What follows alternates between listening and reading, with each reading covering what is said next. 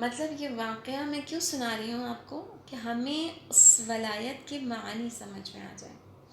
کہ ہم بہت مزے سے یہ باتیں کہتے تھے نا کہ اس زمانے کے لوگ تو پتہ نہیں کیا تھے، بیکار تھے، یہ تھے وہ تھے نا میرے عزیز، ان لوگوں کے برابر بھی نہیں ہیں ہم۔ تو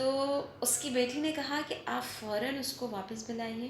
قبل اس کے کہ وہ رسول خدا صلی اللہ علیہ وآلہ وسلم کے پاس جا کر آپ کا انکار سنا دے۔ یعنی عزیزان آپ اس ایمان کو دیکھیں۔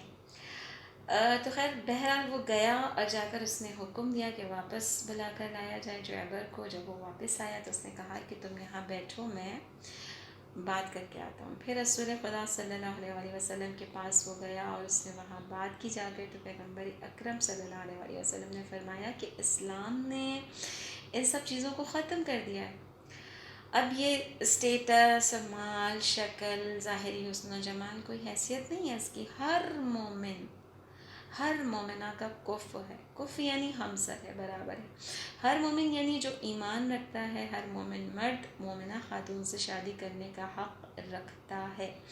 معیار ایمان ہے، باقی سب چیزیں ختم ہیں، حسب، نسب، اسٹیٹس، یہ وہ۔ بہرحال اس نے پھر قبول کیا، بیٹی نے بھی قبول کیا، اور پھر اس کے بعد جب اس کا نکاح ہوا تو نکاح کے بعد اس سے پوچھا، اس کے باپ نے جا کے کہ تمہارے پاس کیا ہے، یعنی پوچھا کہ کوئی گھر ہے جہاں اپنی زوجہ کو لے کر جاؤ گے۔ اس نے کہا نہیں، کچھ بھی نہیں، میرے پاس کیا ہے۔ پھر اس کے بعد کہتے ہیں کہ اس نے اس کو گھر بھی دیا، مال و اسباب بھی دیا۔ پھر جب وہ اس گھر میں پہنچا جہاں دلہن تھی، اس نے اپنی دلہن کو دیکھا، اس کے حسن و جمال کو دیکھا، ان ساری نعمتوں کو دیکھا، اس کے ذہن میں پورا اپنا ماضی گردش کرنے لگا۔ اس نے کہا کہ یہ صرف اور صرف ایمان ہے اور خدا ہے کہ جو انسان کو یہ سب کچھ عطا کر دیتا ہے۔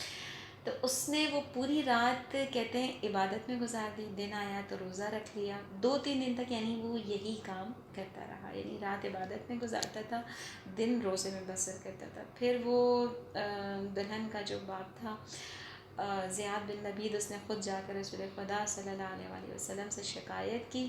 کہ جی اس کو تو شاید اپنی بیوی چاہیے ہی نہیں تھی، تو یہ وہ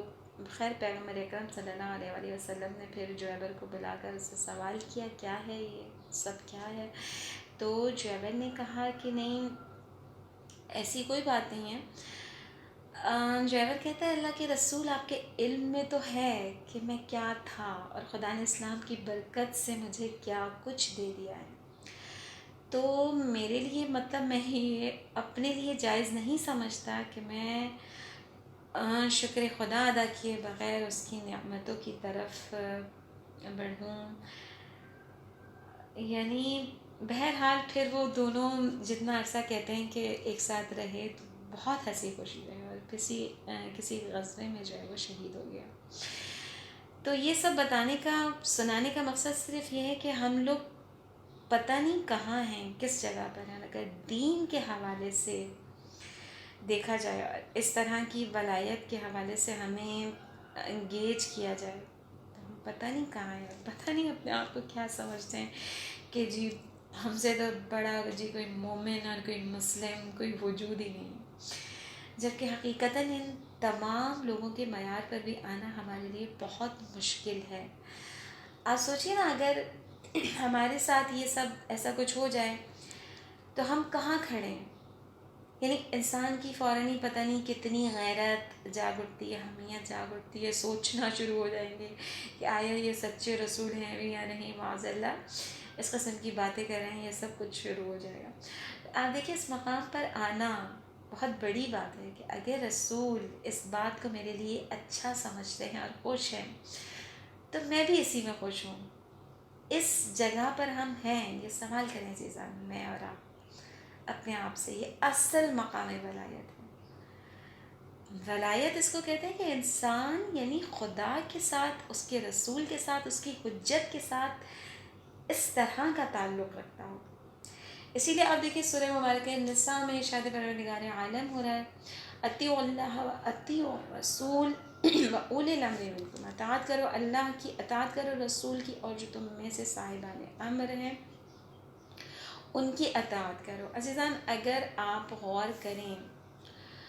تو قرآن کریم میں انسان کو بحیثیت بشر بہت حقارت سے دیکھا گیا ہے، یعنی انسانوں کے حوالے سے مختلف حوالوں سے بیان کیا گیا ہے انسان کو کہ انسان یا بشر ہیں یا پھر مومن ہیں یا پھر مسلم ہیں یا کافر ہیں یا پھر منافق ہیں، تو بشر کے حوالے سے کیٹیگریز ہیں، اور بشر کے حوالے سے اگر دیکھا جائے تو کوئی حیثیت نہیں ہے انسان کی، یعنی یہ پیکر خاکی، یہ پیکر خالی جو فقط سوتا ہے، جاگتا ہے، بھاگتا ہے، دوڑتا ہے، کھاتا ہے، پیتا ہے، نفس کا غلام ہے، فقط خواہش پوری کرتا ہے، اس کی کوئی ورتھ نہیں ہے، یہ ویلیو نہیں ہے خدا کی نظر میں۔ ورتھ اس وقت ہے کہ جب یہ پیکر خاکی خدا کے پیغام کو قبول کر کے ولایت خدا اور رسول اور امام کے ساتھ اٹیچ ہو جائے، تب اس کی ورتھ ہے، تب اس کی اہمیت ہے، تب اس کے خون کی حرمت ہے، تب اس کی جان قیمتی ہے۔ اور آپ دیکھیے ایک بہت عجیب روایت ہے، عجیب تو نہیں بلکہ خوبصورت کہوں گی میں اس کو، آیت اللہ جوادی عامی کے درس میں نے سنی تھی۔ وہ یہ فرماتے ہیں کہ چھٹے امام جعفر صادق علیہ الصلوۃ والسلام فرماتے ہیں کہ خدا مومن کو اس بات کی اجازت نہیں دیتا کہ مومن کوئی ایسا کام کرے کہ جس سے اس کی عزت خراب ہو، مومن کی عزت خراب ہو۔ کیوں؟ اس لیے کہ مومن کی عزت خدا کا مال ہے، مومن کی عزت مال ہے خدا ہے، خدا ہی کہتے کہ میری چیز ہے، اس سے خراب کرنے کا حق تمہیں نہیں ہے۔